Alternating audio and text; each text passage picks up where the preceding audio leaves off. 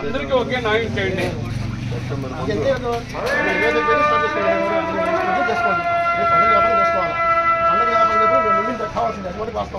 చెప్తున్నా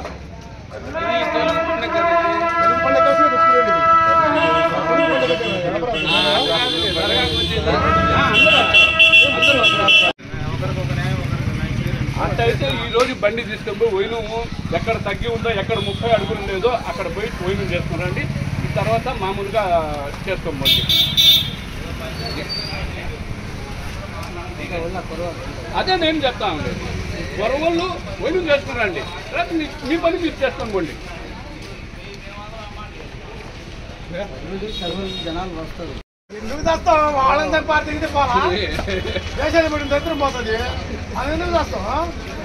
వాళ్ళని తిరిగితే పోయా. అదే ముందు ఇది సర్వే చేసింది, 30 అడుగులు క్లీన్ చేసేసిన తర్వాత మీరు పైప్ లైన్ మీరు వేసుకోండి. ఒకరికొక న్యాయం చేయబాకండి.